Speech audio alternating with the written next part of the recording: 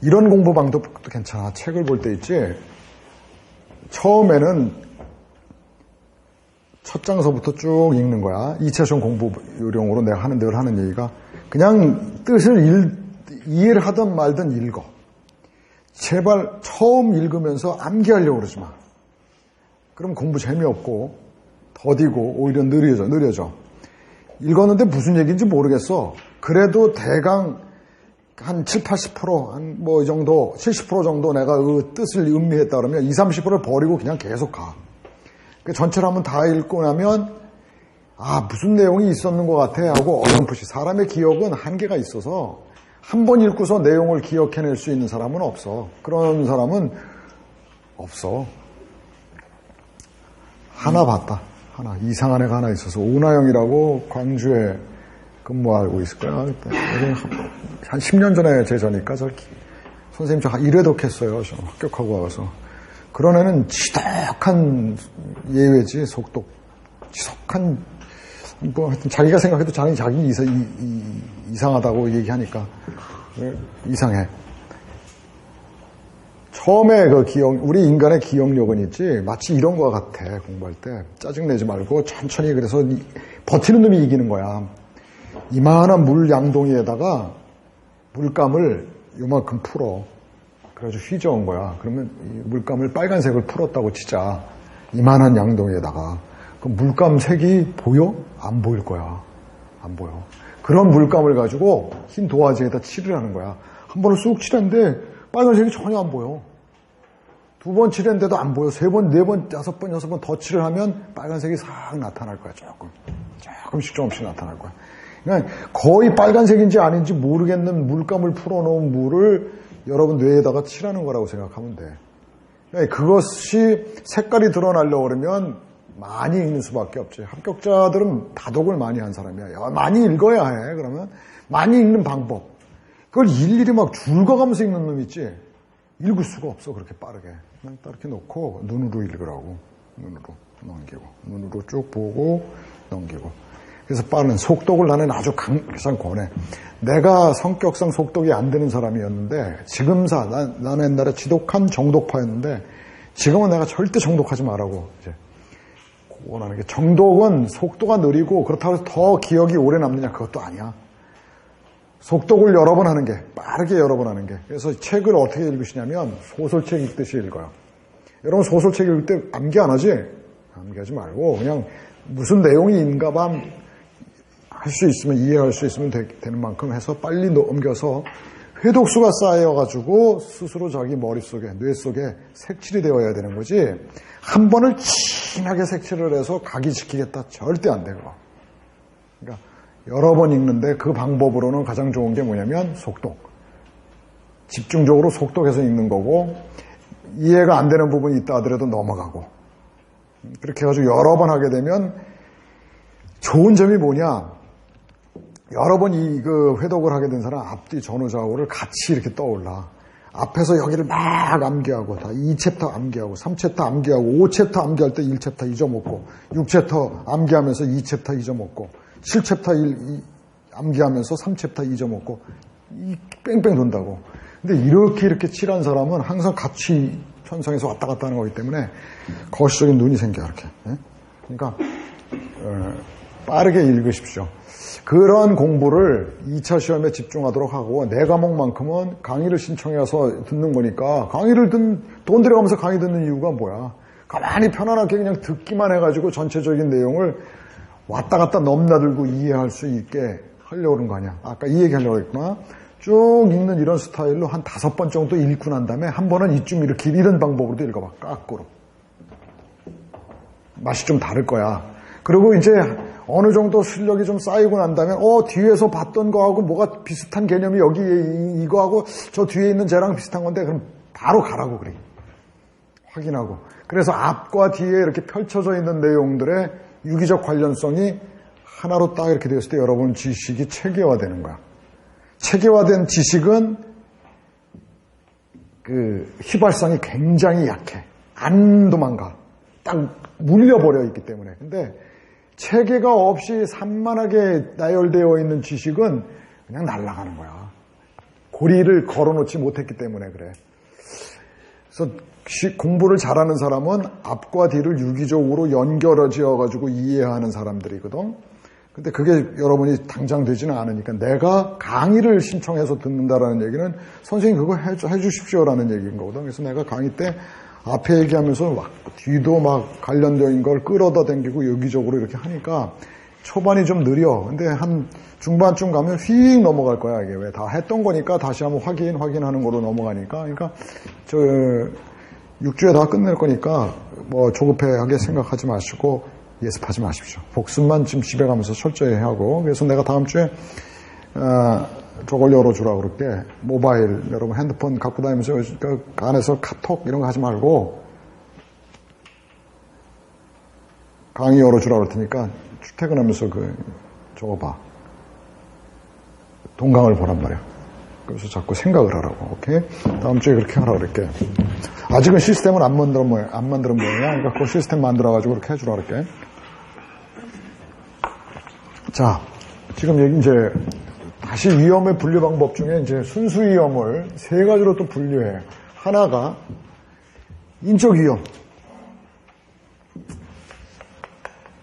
인적 위험, 그다음에 물적 재물 위험이 있지, 물적 위험. 그 다음에 하나가 배상 책임 위험. 이렇게 세 가지로 나눌 수가 있지. 프로퍼티 리스크하고 라이abili티 리스크를 합쳐가지고 이게 손해보험이고, 이게 이제 생명보험에서 하고 있는 인보험인 거지. 그러니까 사람의 위험은 뭐가 있을까? 조기의 사망. 프리머처 데스. 아직 성숙되기도 전에 죽어버리는 조기 사망이 있겠지.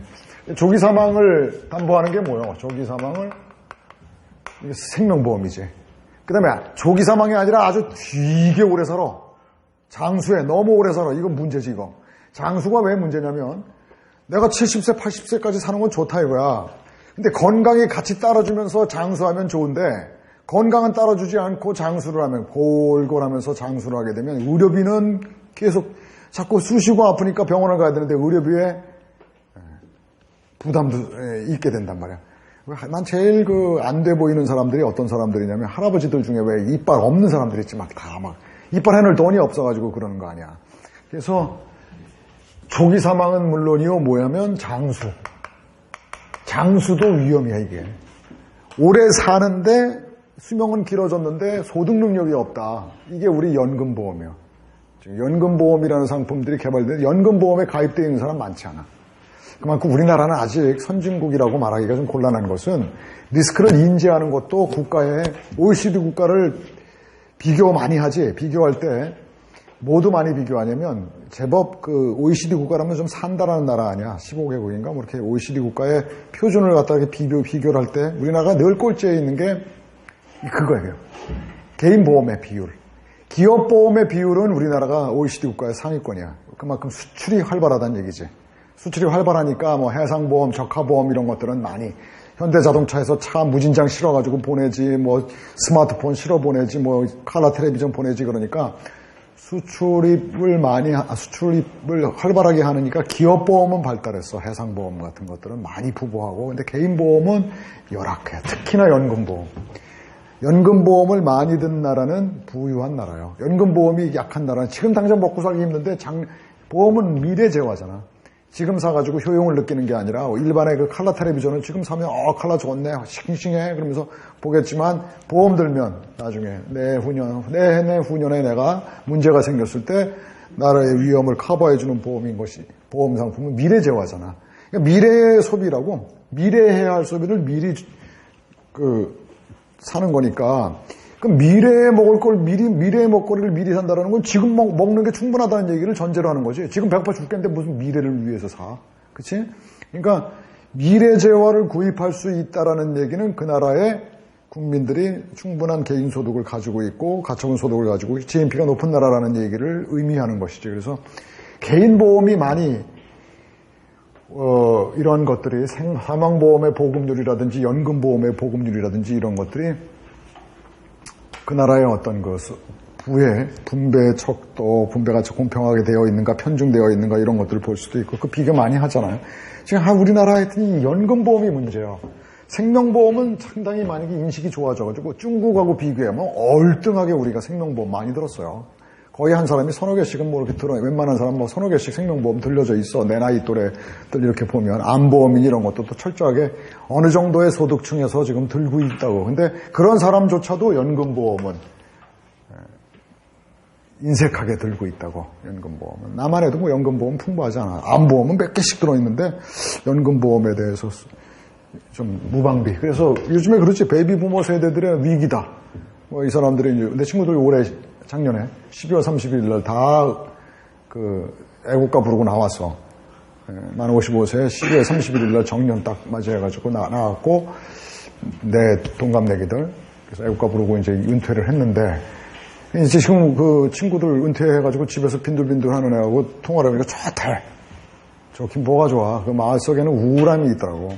미리 나와가지고 그래서 야 나 무슨 등산이나 갈래? 나도 걔랑 준하는 그런 지위에 있지. 왜냐면 내가 학원에 주말에 강의할 때 외에는 집에 거기서 빈들빈들하고 자고 그러니까 나보고 그 산에 가자고 그러더라고. 그래서 이 산에 야 이거 벌써 내가 등산 가야 할 나이냐 이제 이런 적이긴 한데 산에 갈 준비를 하고 뭐 나 내일 산이나 가려고 그래 하고 동창이 전화를 해왔더라고. 근데 걔 그 정말 우리 동창들 이렇게 보면 반절 정도는 노후 준비 거의 안 돼 있어. 자식 장가 보내고 나면 어떻게 살 거냐 하는 부분에 대해서 재산 떼줘야 되잖아, 장가 갈 때. 그러고 나면 모르겠어. 그래서 인적 위험. 나는 이 인적 위험을 얘기하면서 그게 생각난다. 교재에 내가 그 얘기를 했었는데 내가 하나의 영화가 있어. 내 추억 속의 영화가. 혹시 안 마가렛이라는 가수 아는가? 영화 배우를 또 미국도 마찬가지야. 가수가 뜨잖아. 그러면 또 막 영화 배우로 섭외해가지고 영화도 찍어. 근데 그 연기를 그렇게 잘했어. 그 안 마가렛이라는 여자가. 노래 내가 해줄까? What am I supposed to do? 이 노래 알아? 들어본 적 있어? 이 노래를 불렀던 여자 가수야. 나 고등학교 다닐 때 대히트 쳤던 감성이 풍부했던 노래였는데 그 여가수의 옛날 얘기 하나 하자. 긴장. 그 영화를 누구랑 봤냐면 그 영화를 하면 또 여자가 생각나는 여자가 있어. 내가 군대에 있을 때야. 내가 카투사였었는데 동두천에 인디안 헤드 파티라는 그 이사단 마크가 인디안 헤드, 인디안 대가리 이게 그려져 있는 마크인 거 알죠? 우리나라에 주둔하고 있는 이사단이에요. 이 완장이.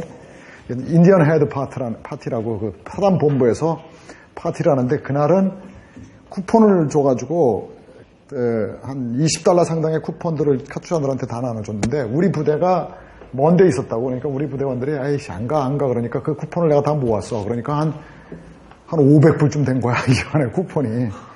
가가지고 초콜릿 사고 뭐 사고 싶은 거 다 써. 그래가지고 초콜릿을 이렇게 하고 오는데 이제 내가 동두천에 전철역이 어디 있는지를 전철역은 없었고 역이 어디 있는지를 모르는 거야. 그리고 걸어오다가 길을 물어보는데 남자들은 그러잖아. 이왕이면 이쁜 애한테 물어보지 못생긴 애한테 물어보지는 않잖아. 근데 저기서 어떤 애가 오는데 무지하게 광채가 나는 예쁜 애가 하나 있는 거야. 그래서 쟤한테 물어보고 싶다 라는 생각을 하고 가서 전철역 어디냐 그러니까 이렇게 가서 저렇게 이렇게 저렇게 하는데 알아먹을 것도 같지만 모르겠더라고. 그래서 모르겠다. 나를 거기까지 데려다 주면 우선 이렇게 말했지.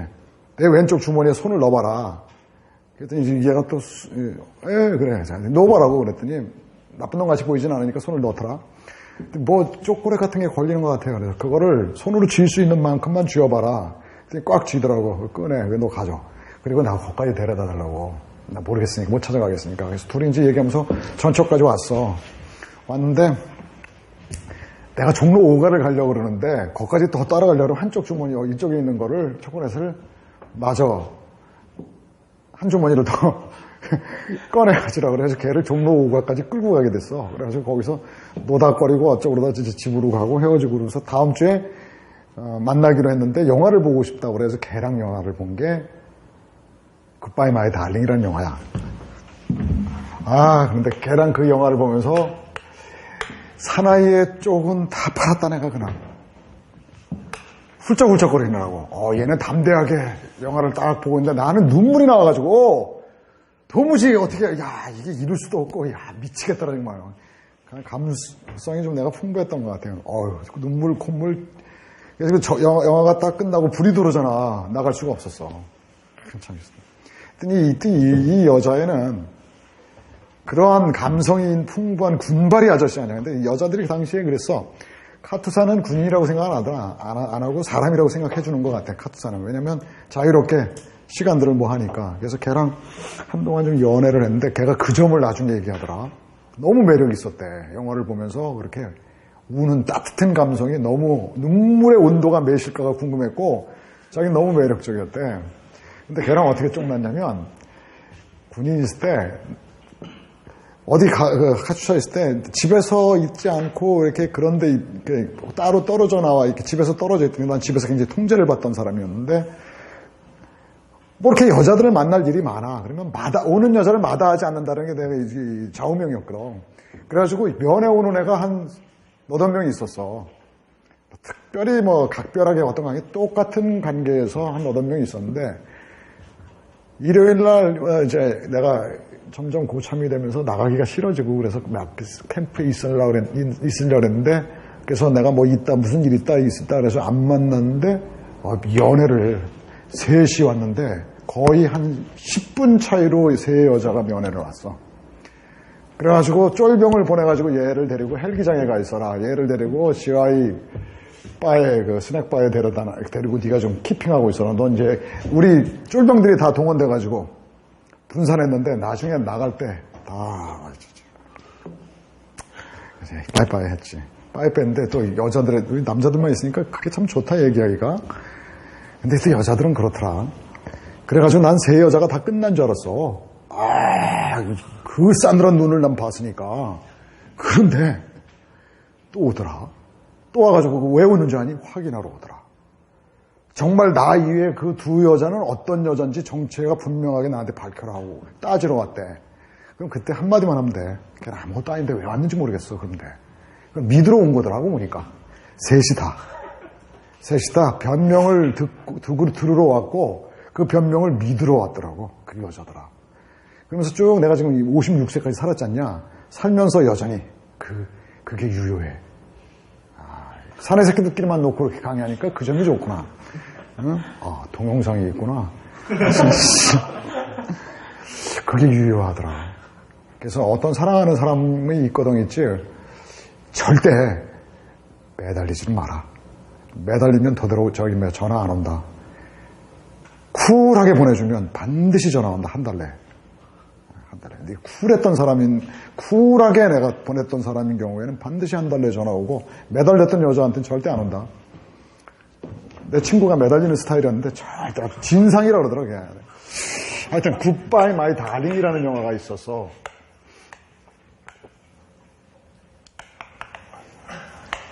이거 보고 얼마나 나는 있지. 영화를 그래. 내가 비디오 가게 가서 옛날에 비디오 가게에 있었잖아. 비디오를 빌리러 가서 매 토요일 날 비디오를 빌렸던 기억이 나. 그래서 주말에 봤던 비디오를 빌려서 봤단 말이야. 반납했지. 월요일 날 출근하면서 반납했어. 토요일 날 또 갔어. 또 뽑아. 그러면 빌려간 거 기재하려고 그럴 때 지난주에 가져가신 건데 이럴 정도로 나는 한 번 본 거를 일주일만 지나면 내가 봤는지 안 봤는지 모르는 정도고 심지어 어느 정도냐면 그 비디오를 그냥 모르고 그냥 그대로 벌려왔잖아. 많이 본 것 같은데 그러면서도 보는데 새로워. 그런 사람이야. 그러니까 나는 스토리를 기억하는 영화가 거의 없어. 이상할 정도로 나는 그리고 외국놈 배우들은 있지. 다 그놈이 그런 것 같아서 아까 저놈이 분명히 좋은 놈이었는데 왜 이 자식이 이렇게 나쁜 짓을 하고 있지? 할 정도로 외국인 얼굴에 대해서 이 구별 능력이 떨어지고 그런다고.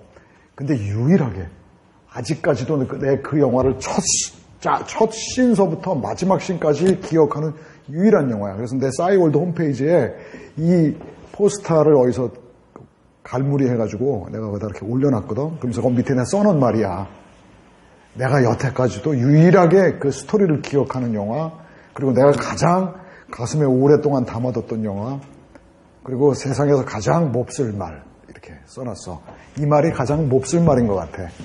사랑하는 이여 안녕 이 말이. 내용은 뭐냐면 여러 명의 아이를 다산해가지고 안마가르트가 엄마인데 시한부 인생 판정을 받아. 시한부 인생 판정을 받으니까 이제 자기는 죽어. 남편은 미리 죽었어. 남편이 근로자, 아주 막 육체 근로자였는데 죽었고, 그 다음에 이 사람도 이제 죽게 돼. 시한부 인생, 암 판정을 받아가지고. 아이들이 생각나잖아. 이 아이들 때문에 못 죽겠는 거야. 그래서 아이들을 위해서 고민하다가 입양이라는 방법을 선택해. 그래서 좋은 양부모를 정해주고 죽어야겠다라고. 그 부모의 절박한 심정이 정말 너무 연기를 잘했던 건지 스토리가 너무 막 가슴을 저며. 근데 맨 마지막에 뭐가 문제냐면 다 했는데 하나를 입양을 못 시켜. 걔가 왜 그러느냐면 그 간질 증상이 있는 아이야. 그러니까 양부모가 되겠다는 사람들이 그 안마그레트가 좋은 양부모인지를 확인하기 위해서 아이를 먼저 선입양시켜서 하루씩 생활을 시켜. 갔다 온 다음에 아이에게 의견을 들어서 그 집이 어땠니, 분위기는 어땠니 물어본 다음에 나 그 집 좋아 그러면 그 집으로 결정을 하고 저 집이 아니다 그러면 다른 집으로 이렇게 나름대로 굉장히 고민을 하면서 아이들을 입양시키는데 간질 아이를 보내는 집에서는 오히려 저쪽 부모, 얘가 판단할 문제가 아니라 저쪽에서 입양을 꺼려. 그래서 결국 다 입양을 하는데 결국 입양을 완성하지 못하고 안마그렛이 죽어. 죽을 때 유언이야. 너희들끼리 해마다 꼭 한 번을 만나야 된다. 양부모들한테도 해마다 한 번을 만나게 해준다라는 다짐을 받고 죽어. 근데 이 꼬마 제젠가 하는 채채인가 얘가 결국은 입양이 안 되니까 고아원에 타가소 같은 데 이제 가게 돼. 국가기관에. 그런데 이 양부모들이 참 좋은 부모들이었어. 그래가지고 꼭 만나게 하는데 만나게 하려니까 그 고아원에 가서 만나는 수밖에 없잖아. 이 간질하는 애. 그래서 양부모들이 모여가지고 거기서 이제 걔들의 시간을 만들어줘. 그리고 부모들은 이렇게 이제 양부모들은 지켜보고. 그 막내 아이랑 가장 나이 터울이 적은 아이는 막 미치는 거지. 둘이 1년 만에 만나가지고 막 그러면서. 그런데 이제 헤어지려고 그러니까 하나는 남는 자, 하나는 떠나는 자. 이 꼬마들의 연기가 아주 백미야. 정말 막 가슴을 후벼 파, 이놈들이. 근데 어쩔 수 없다라는 걸 이 아이들도 알아, 현실을. 그래서 이제 헤어져. 그래가지고 양부모, 이 입양된 애는 양부모 차를 타고 쭉 가는 거야. 그리고 이 아이는 고아원 창가에서 이렇게 떠나가는 형을 바라보는 거야. 막내는 그 간질 아이, 걔는. 이렇게 하고 쳐다보고 있는데 얘도 차를 계속 이렇게 하면서 쳐다보고 이렇게. 두 양부모가 가다가 그게 너무 마음이 자기가 아픈 거야. 그래서 두 양부모의 대화가 뭐냐면 우리가 간질을 좀 케어하면 어떨 수 있지 않을까 뭐 어쩌고 이렇게 그런 대화를 잠깐 하면서 차가 바로 유턴해서 이제 달려가. 그때의 감성이 진한데 더 진해지는 건 뭐냐면 얘가 이 꼬마가 내리면서 째째 너도 같이 갈 수 있대 하고 뛰어가는 말에 그냥 울컥해가지고 한 동이를 쏟았어. 막 그냥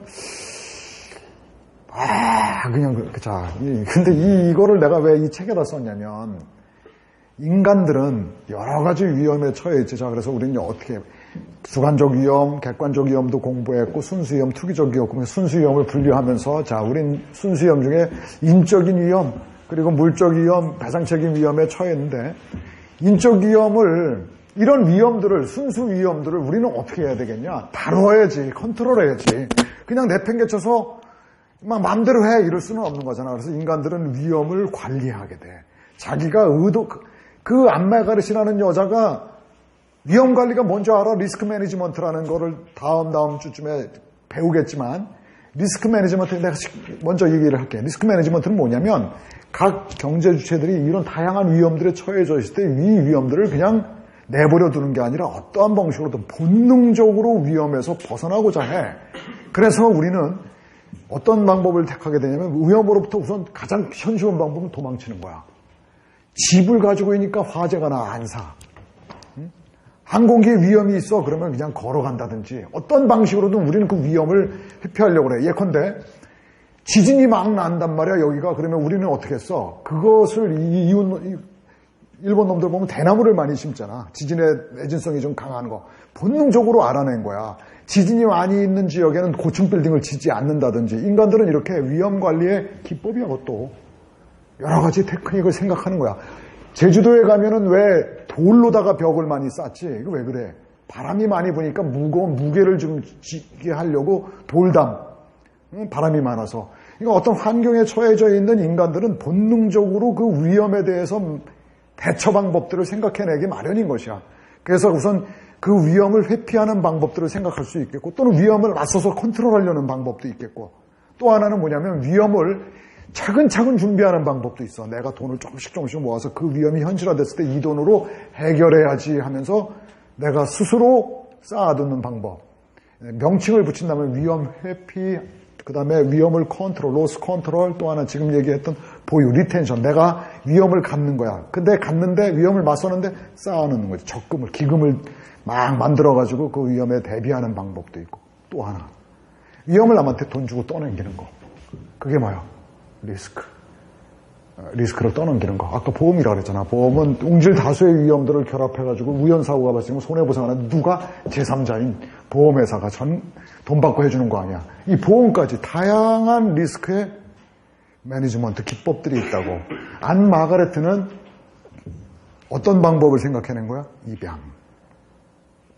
근데 여기서 자 그렇다면 입양도, 남의 입양은 어떤 것에서 오는 거야? 양부모의 관대함, 어떤 양부모의 어떤 그 선행, 뭐 이런 거에 기대하는 거지. 권리성 있어 없어? 없지. 너 잘해줘야 한다라고 우리가 요구할 수는 없잖아. 권리란 타인에게 권리. 네. 권리는 법에 의하여 주어진 의사의 힘이야. 이게 에네케로스라는 학자의 주장인데, 권리 법역설이 세계의 통설이야. 권리란 뭐냐? 법률에 의해서 주어진 힘이야. 그게 있냐고. 법에 의해서 강제되어진 힘이 있냐고. 상대방의 호의만을 기다릴 뿐인 거야. 그러면 자, 입양이라는 것도 위험관리 방법 중에 하나지만 초라하더라 이 말이야. 안마그레트가 선택할 수밖에 없었던 거야. 만약에 안마그레트가 보험을 들었다면 얘기는 달라져. 죽어서 돈 내놔. 줘야만 하는 거잖아. 내놔 하고 당당하게 요구할 수 있는 거고, 입양은 내 아이 좀 잘 키워주세요. 거기에 안마그레트가 양부모한테 막 그냥 잘 보이려고 막 그러는 모습들이 그려지거든. 잘 보여야만 호의를 더 끌어낼 수 있으니까. 근데 보험이었다고 한다면 그런 거 필요 없어. 법에 의해서 주어진 힘이, 보험금 청구권 나오잖아. 그래서 그 얘기를 한 건데, 인적 위험이 조기 사망이지. 바로 그 남편이 미리 일찌감치 죽어버렸고 암으로 죽어버렸고, 여기에서 위험이 바로 안마가레트의 조기 사망, 그리고 암, 뭐 이런 각종 질병.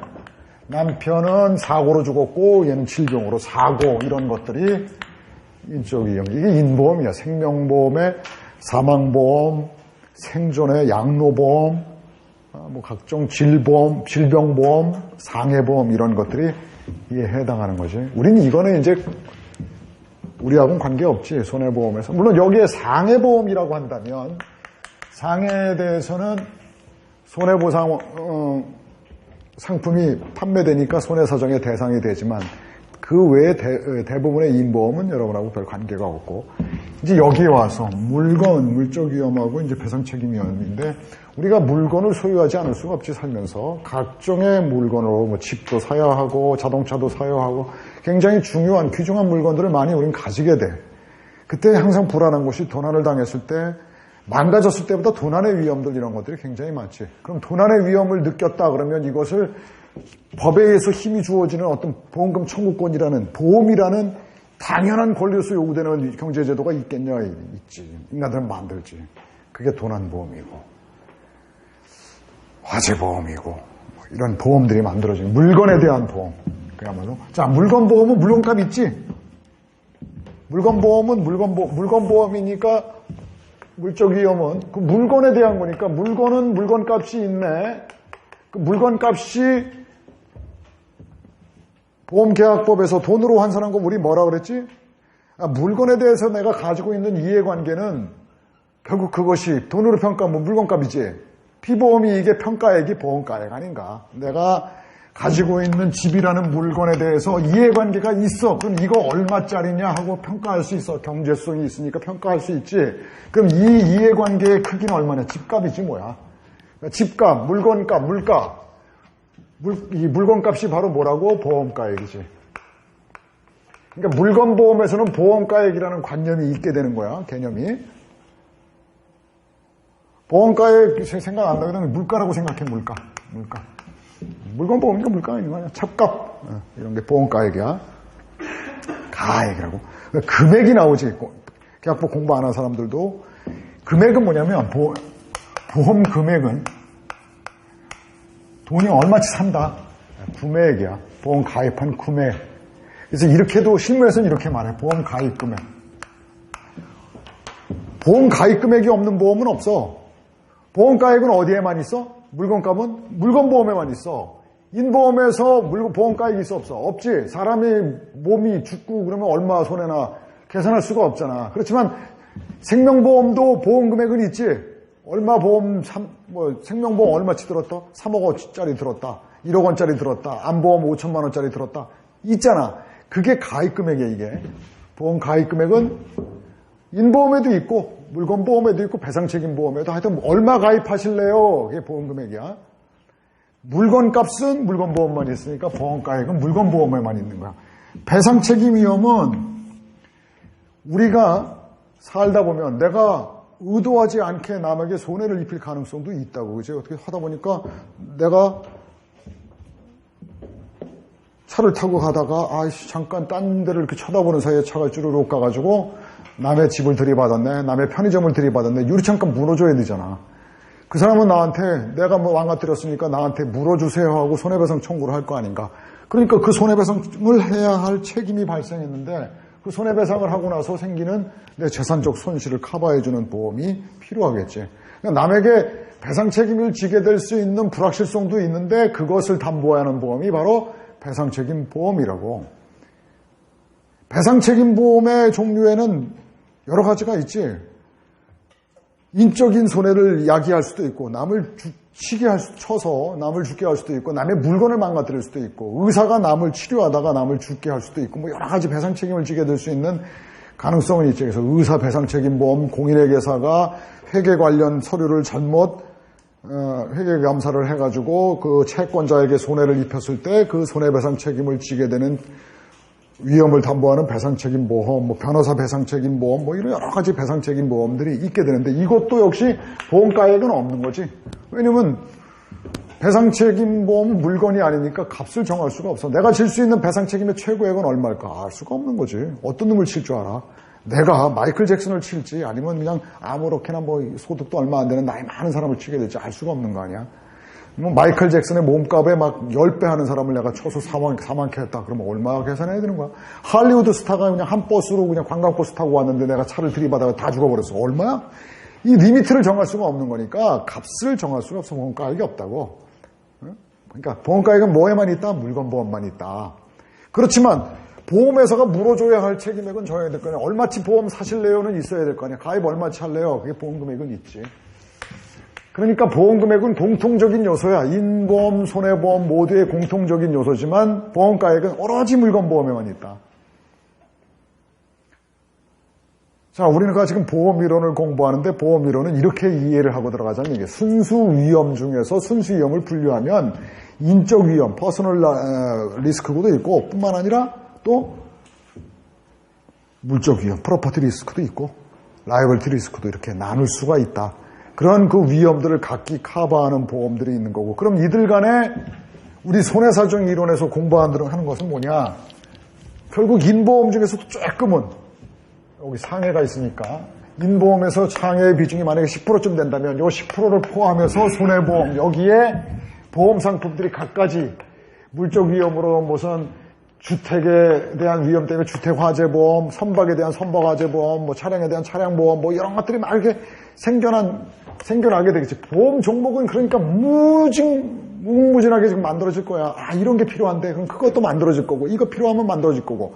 그래서 이렇게 인보험에서 조금, 그 다음에 물건보험, 배상책임보험에 많은 보험 상품들이 있고, 앞으로도 만들어질 것이며, 점점점 여러 그냥 다양한 것들이 나타나게 될 것이야.